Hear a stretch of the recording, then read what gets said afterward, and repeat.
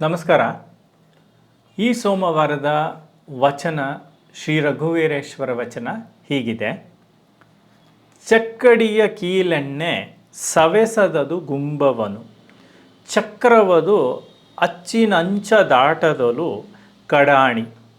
ಅರೆಕಾಲು ಚಕ್ರವರ್ತುಲಕ್ಕೆ ಸುತ್ತಿರುವ ಬಳೆ, ಕಾಯ ಚಕ್ಕಡಿಗೆ ಭಾವದಚ್ಚು ಮನದ ಗುಂಬ.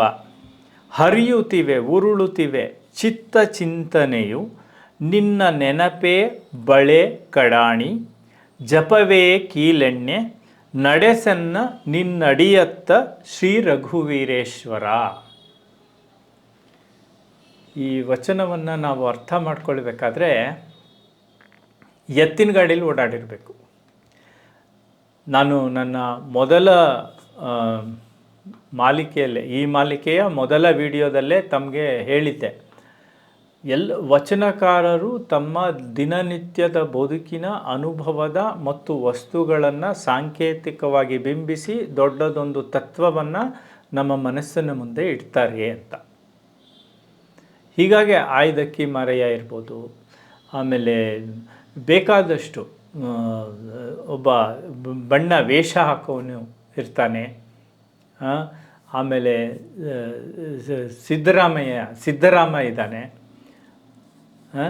ಆಮೇಲೆ ಜೇಡರ ದಾಸಿಮಯ್ಯ ಇದ್ದಾನೆ. ಇವರೆಲ್ಲರ ವಚನಗಳನ್ನು ನೋಡಿ ನೀವು, ಅವರೆಲ್ಲ ತಮ್ಮ ತಮ್ಮ ವೃತ್ತಿಯ ಬದುಕಿನ ತಾವು ಬಳಸುವ ಪರಿಕರಗಳನ್ನು ಉಪಯೋಗಿಸಿಕೊಂಡು ನಮಗೆ ಉಪಮೆಗಳನ್ನು ರೂಪಕಗಳನ್ನು ಸೃಷ್ಟಿಸಿ ಶಿವತತ್ವವನ್ನು ಜಂಗಮ ತತ್ವವನ್ನು ಉಣಿಸ್ತಾರೆ.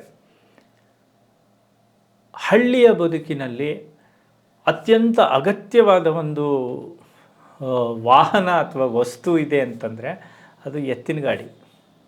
ಯಾರ್ಯಾರು ಎತ್ತಿನ ಗಾಡೀಲಿ ಓಡಾಡಿದ್ದೀವಿ ನಾವು, ಯಾರ್ಯಾರಿಗೆ ಎತ್ತಿನ ಗಾಡಿಯ ಪರಿಚಯ ಇದೆ, ನಮಗೆ ಈ ಚಿತ್ರ ಚೆನ್ನಾಗಿ ಅರ್ಥ ಆಗುತ್ತೆ.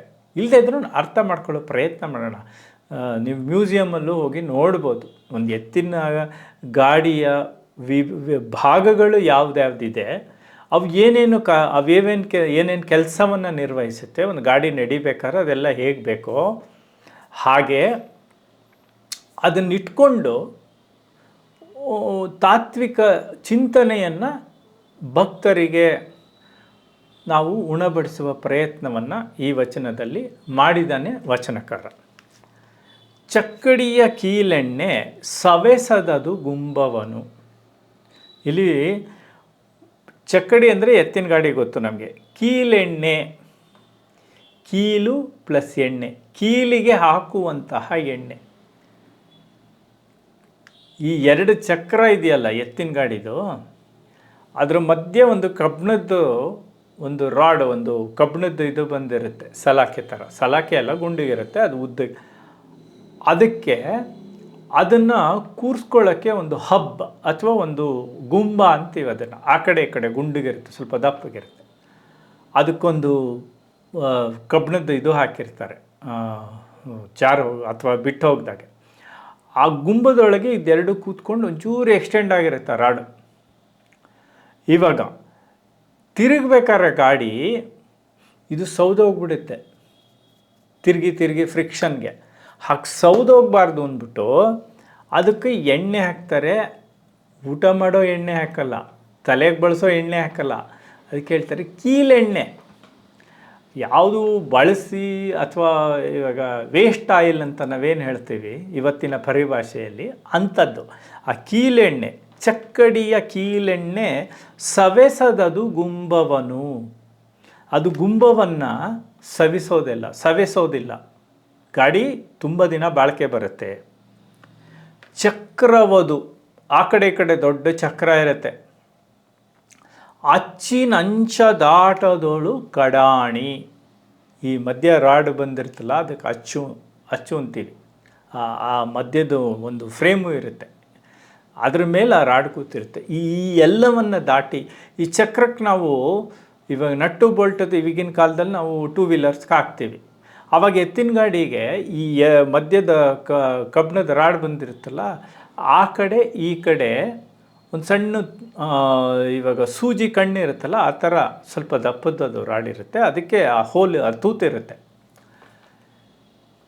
ಈಗ ಆ ಚಕ್ರ ಆಚೆ ಬರಬಾರ್ದು ಅಂದ್ಬಿಟ್ಟು ಅದರೊಳಕ್ಕೆ ಒಂದು ಕಬ್ಬಿಣದ ತುಂಡನ್ನು ಹೀಗೆ ಸಿಕ್ಸಿರ್ತಾರೆ, ಆ ಸೈಡು ಈ ಸೈಡು ಎರಡು ಬದಿಯಲ್ಲಿ. ಇದನ್ನು ಕಡೆ ಆಣಿ, ಕಡಾಣಿ, ಕಡೆ ಪ್ಲಸ್ ಆಣಿ, ಕಡಾಣಿ ಅಂತ ಕರಿತೀವಿ. ಹೀಗೆ ಅದನ್ನ ಹೇಳೋದು. ಚಕ್ರವದು ಅಚ್ಚಿನಂಚ ದಾಟೋದಲು ಕಡಾಣಿ. ಅರೆಕಾಲು ಚಕ್ರವರ್ತುಲಕ್ಕೆ, ಚಕ್ರ ಸುತ್ತ ರೌಂಡ್ ಇದೆ ಅಲ್ವಾ, ಗುಂಡಗಿದೆ. ಆ ಗುಂಡಿಗಿರೋದು ಸುಮ್ಮನೆ ನಿಂತ್ಕೊಳ್ಳೋಕ್ಕಾಗತ್ತಾ? ಮಧ್ಯೆ ಏನಾರು ಬೇಕಲ್ಲ ಅದಕ್ಕೆ, ಆ ಸರ್ಕಂಫ್ರೆನ್ಸ್ನ ಹಿಡಿದು ಇಟ್ಕೊಳ್ಳೋಕ್ಕೆ. ಅದಕ್ಕೆ ನಾವು ಇಂಗ್ಲೀಷಲ್ಲಿ ಸ್ಪೋಕ್ಸ್ ಅಂತೀವಿ, ಕನ್ನಡದಲ್ಲಿ ಅರೆಕಾಲು. ಅರೆಕಾಲು ಅಂದರೆ ಹೀಗೆ ಸ್ಪೋಕ್ಸು, ಎರಡು ಚಕ್ರದ ಒಳಗಡೆ ಸ್ಪೋಕ್ಸ್ ಇರುತ್ತೆ. ಅರೆಕಾಲು ಚಕ್ರವರ್ತುಲಕ್ಕೆ ಸುತ್ತಿರುವ ಬಳೆ ನೋಡಿ. ಈಗ ಪೂರ್ತಿ ಮರದಿಂದಾಗಿರುತ್ತೆ ಎತ್ತಿನ ಗಾಡಿ, ನಾನು ಹೇಳ್ತಾ ಇರೋದು ಹಳೆ ಕಾಲದ ಎತ್ತಿನ ಗಾಡಿ. ಆ ಒಂದೊಂದಕ್ಕೂ ಹೀಗೊಂದು ಚಿಕ್ಕದು ಹಿಂಗೊಂದು ಮರದ ತುಂಡು, ಅದ್ರ ಸೆಂಟ್ರಿಗೊಂದು ಅರೆಕಾಲು, ಈ ಥರ ಒಂದು 8-10 ತುಂಡು ಸೇರಿ ಒಂದು ಚಕ್ರ ಆಗಿರುತ್ತೆ. ಇದನ್ನು ಹಾಗೆ ನಾವು ಗಾಡಿಗೆ ಹಾಕ್ಬಿಟ್ರೆ ಒಂದು 3 ಸುತ್ತು ಹೋಗೋದ್ರಲ್ಲಿ ಎಲ್ಲ ಬಿಚ್ಕೊಂಡ್ಬಿಡುತ್ತೆ. ಆ ಬಿಚ್ಕೊಳ್ಬಾರ್ದು ಅಂತ ಚಕ್ರವರ್ತುಲಕ್ಕೆ ಸುತ್ತಿರುವ ಬಳೆ, ಒಂದು ಕಬ್ಬಿಣದ್ದು ತಟ್ಟುಬಿಟ್ಟು ಅದನ್ನು ಪ್ಲೇಟ್ ಥರ ಮಾಡಿ ಅದನ್ನು ಆ ಚಕ್ರದ ಸುತ್ತ ಹಾಕಿರ್ತಾರೆ, ಕೂರಿಸಿರ್ತಾರೆ ಟೈಟಾಗಿ. ಆ ಬಳೆ ಕಟ್ಟೋದು ಒಂದು ಕಲೆ. ಹಳ್ಳಿಯ ಇವತ್ತು ಏನೇನು ನಾವು ಕಳ್ಕೊಂಬಿಟ್ಟಿದ್ದೀವಿ ನಮ್ಮ ಸಾಂಸ್ಕೃತಿಕ ಪರಿಸರ, ಹಂಗಂತೇಳಿ ನಾವು ಎತ್ತಿನ ಗಾಡೀಲಿ ಓಡಾಡೋಕ್ಕಾಗಲ್ಲ, ಅದು ಬೇರೆ ಪ್ರಶ್ನೆ. ಆದರೆ ಒಂದು ಸಾಂಸ್ಕೃತಿಕ ಪರಿಸರದಲ್ಲಿ ಒಂದು ವಸ್ತು ನಾವು ದಿನನಿತ್ಯ ಬಳಸುವಂತಹ ಆಗಿನ ಕಾಲದ ವಾಹನಕ್ಕೆ ಏನೆಲ್ಲ ಇತ್ತು.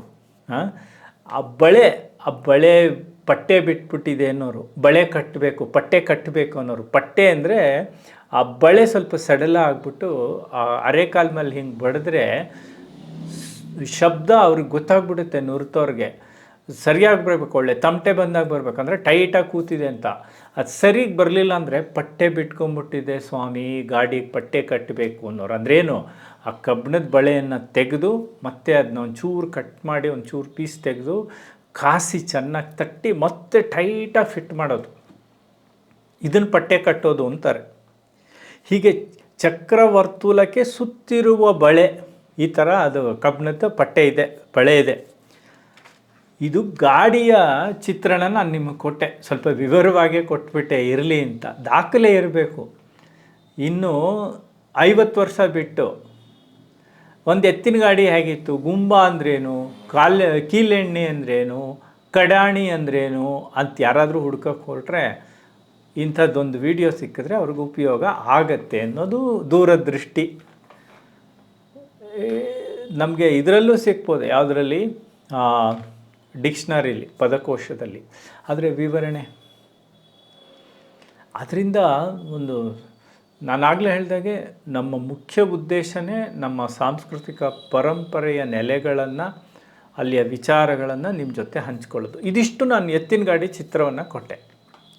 ಇದನ್ನು ತಾತ್ವಿಕವಾಗಿ ನಮ್ಮ ಬದುಕಿಗೆ ಅನ್ವಯಿಸುವ ಬಗೆಯನ್ನು ಈಗ ನೋಡೋಣ. ವಚನಕಾರ ಹೇಗೆ ಮಾಡಿದ್ದಾನೆ. ಕಾಯ ಚಕ್ಕಡಿಗೆ ಭಾವದಚ್ಚು ಮನದ ಗುಂಬ. ಈ ಕಾಯ ದೇಹದ ಚಕ್ಕಡಿ,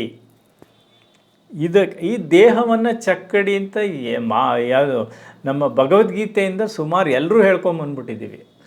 ಇಲ್ಲೂ ಅದನ್ನೇ ಹೇಳ್ತಿದ್ದಾನೆ ಬೇರೆ. ಕಾಯ ಚಕ್ಕಡಿಗೆ ಭಾವದ ಅಚ್ಚು, ಭಾವದ ಅಚ್ಚು. ನಾವು ಓಡಾಡೋದು, ನಡೆಯೋದು, ಜೀವನದ ವರ್ತನೆಗಳು, ಪ್ರಕ್ರಿಯೆಗಳು, ನಮ್ಮ ನಡವಳಿಕೆಗಳು ಯಾವುದ್ರ ಮೇಲೆ ನಿಂತಿದೆ? ನಮ್ಮ ಭಾವನೆಗಳ ಮೇಲೆ. ಭಾವದಚ್ಚು. ಮನದ ಗುಂಬ, ಮನಸ್ಸು ಅಂತಕ್ಕಂಥದ್ದು ಅದರ ಹಬ್ಬದು. ಹರಿಯುತ್ತಿವೆ, ಉರುಳುತ್ತಿವೆ ಚಿತ್ತ ಚಿಂತನೆಯು. ಇದರೊಳಗಡೆಯಲ್ಲಿ ಹರಿಯುತ್ತಿವೆ, ಉರುಳುತ್ತಿವೆ ಚಿತ್ತ ಚಿಂತನೆಗಳು, ಆಲೋಚನೆಗಳು ಸುಮ್ಮನೆ ಹರಿತಾ ಇದೆ. ನಿನ್ನ ನೆನಪೇ ಬಳೆ ಕಡಾಣಿ. ನಿನ್ನ ನೆನೆಸ್ಕೊಳ್ಳೋದು ಬಳೆಯ ಉದ್ದೇಶ ಏನು? ಚಕ್ರವನ್ನು ಹಿಡಿದಿಟ್ಟಿರೋದು. ಕಡಾಣಿ ಉದ್ದೇಶ ಏನು? ಚಕ್ರ ಅಚ್ಚಿನಿಂದ ಆಚೆಗೆ ಹೋಗದೆ ಇರೋಂಗೆ ನೋಡ್ಕೊಳ್ಳೋದು. ಅದರ ಅರ್ಥ ಇಷ್ಟೇ, ಭಗವಂತನಲ್ಲಿ ನೆಲೆಯಾಗಿರಬೇಕು ಮನಸ್ಸು, ಇಷ್ಟ ದೈವದಲ್ಲಿ ನೆಲೆ ಊರಿರಬೇಕು. ನಮ್ಮ ಆಲೋಚನೆಗಳು ಆ ಭಾವದ ಅಚ್ಚನ್ನು ದಾಟಿ ಹೋಗಬಾರ್ದು, ಭಕ್ತಿಯ ಅಚ್ಚನ್ನು ದಾಟಿ ಹೋಗಬಾರ್ದು. ನಿನ್ನ ನೆನಪೇ ಬಳೆ ಕಡಾಣಿ, ಜಪವೇ ಕೀಲೆಣ್ಣೆ. ಅದು ಆಚೆ ಹೋಗದೆ ಇರೋದು ಇನ್ನೊಂದು ಸೌದೋಗ್ಬಾರ್ದಲ್ಲ. Over a period of time ಬದುಕಿನ ಬಗ್ಗೆ ನನಗೆ ತಾತ್ಸಾರ ಬರಬಾರ್ದು, ತಿರಸ್ಕಾರ ಬರಬಾರ್ದು, ಬೇಸರ ಬರಬಾರ್ದು, ದೂಷಿಸಬಾರ್ದು. ಅದಕ್ಕೆ ಏನು ಮಾಡಬೇಕು? ಜಪವೇ ಕೀಲೆಣ್ಣೆ. ಜಪ ಮಾಡಬೇಕು ಅಂತ ಹೇಳ್ತಾನೆ ವಚನಕಾರ. ಭಾವವನ್ನು ನಿಗ್ರಹಿಸುವುದು ಮತ್ತು ಆ ಒಂದು ಫ್ರಿಕ್ಷನ್ ಕಡಿಮೆ ಮಾಡಬೇಕು. ಯಾಕಂದರೆ ಸಾಧನೆ ಸುಲಭ ಅಲ್ಲ. ಜಪ ಮಾಡಿ ಧ್ಯಾನ ಮಾಡಿ ಅಂದರೆ ನೆಟ್ಟಗೆ ಕೂತ್ಕೊಳ್ಳೋದೇ ಕಷ್ಟ. ಅದನ್ನು ಕಲಿಯೋಕ್ಕೆ ನಮ್ಗೆ 6 ತಿಂಗಳು ಬೇಕು. ಅದರಿಂದ ನಮ್ಮಲ್ಲಿ ಒಂದು ಉದ್ವೇಗ ಉಂಟಾಗುತ್ತೆ, ಆತಂಕ ಉಂಟಾಗುತ್ತೆ, ಘರ್ಷಣೆ ಉಂಟಾಗುತ್ತೆ. ನಮ್ಮೊಳಗೆ ನಮಗೆ ಘರ್ಷಣೆ ಉಂಟಾಗುತ್ತೆ. ಇದನ್ನು ಕಡಿಮೆ ಮಾಡಬೇಕು ಅಂದರೆ ಜಪವೇ ಕೀಲೆಣ್ಣೆ. ಜಪ ಮಾಡಿ, ಜಪವೇ ಕೀಲೆಣ್ಣೆ, ನಡೆಸೆನ್ನ ನಿನ್ನಡಿಯತ್ತ. ನಂದು ಎತ್ತಿನ ಗಾಡಿ ಕಾಯ ಇದೆಯಲ್ಲ, ಕಾಯ ಚಕ್ಕಡಿ, ಇದನ್ನು ನಡೆಸೆನ್ನ ನಿನ್ನಡಿಯತ್ತ, ನಿನ್ನ ಪಾದಗಳ ಕಡೆಗೆ.